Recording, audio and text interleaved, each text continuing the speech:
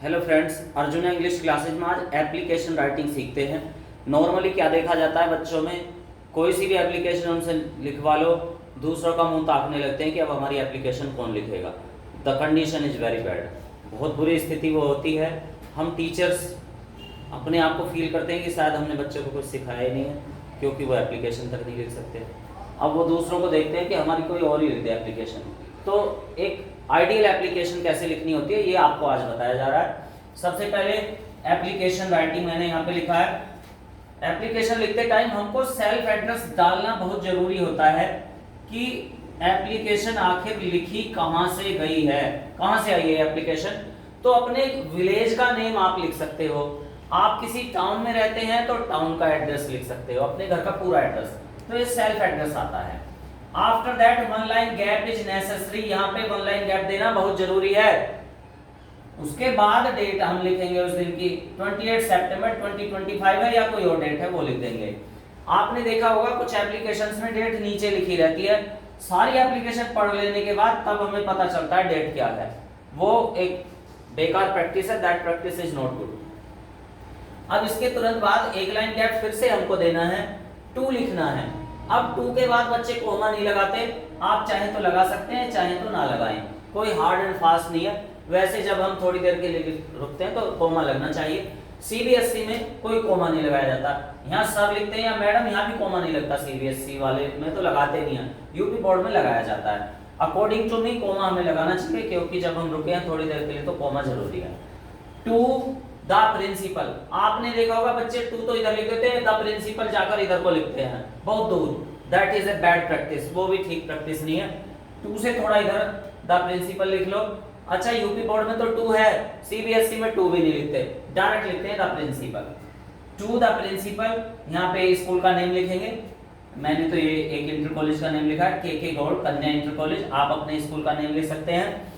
After that place where the school is situated, जहां पे school situated है उसका प्लेस का नेम आएगा।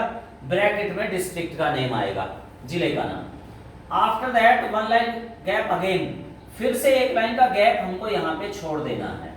सब्जेक्ट लिखेंगे। सब्जेक्ट ध्यान रखना है ये चीज, first letter capital of the subject. Subject में 4-5 वर्ड्स का ही सब्जेक्ट होता है, ज्यादा बड़ी लाइन ना लिखे सब्जेक्ट में, और हर लेटर कैपिटल होगा। फर्स्ट वर्ड का letter capital. Arrange extra class of science, science की एक्स्ट्रा क्लास की व्यवस्था कर दीजिए। ये टॉपिक पे हमें सब्जेक्ट यहीं पे पता चल गया। फिर one line gap again, madam या सर, जो भी प्रिंसिपल है, सर है तो सर, मैडम है तो मैडम, फिर कॉमा लगाना है। मोस्ट रेस्पेक्टफुली, बहुत आदर पूर्वक, I want to state that, मैं ये कहना चाहता हूं कि, या मैं ये कहना चाहती हूं कि, I am the monitor of 10th class, मैं 10th क्लास की मॉनिटर हूं। Most of the students of our class, हमारी क्लास के ज्यादातर students, are weak in science, science में कमजोर हैं। ये बिल्कुल same to same application UP board में आ जाती है लिखने के लिए। और डेली लाइफ में तो हम स्कूल जैसे चलता है तो बच्चों को अपनी प्रॉब्लम्स लेके प्रिंसिपल ऑफिस में जाना ही पड़ता है, तो ऐसे उस एप्लीकेशन को आप लिख सकते हैं। कोई भी प्रॉब्लम हो यहाँ से चेंज हो जाएगी बस। Most of the students of our class are weak in science, ज्यादातर स्टूडेंट्स हमारी क्लास के साइंस में कमजोर हैं। मैथ हो तो यहाँ मैथमेटिक्स आ जाएगा, यहाँ भी मैथमेटिक्स आ जाएगा।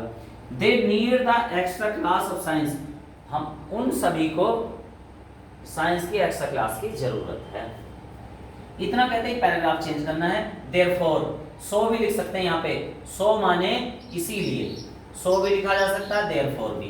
देयरफॉर फिर कोमा लगाएंगे। आई रिक्वेस्ट यू, इसलिए मैं आपसे रिक्वेस्ट करता हूँ या करती हूँ, to arrange the extra class of science in the school, school में साइंस की एक्स्ट्रा क्लास की व्यवस्था कर दो।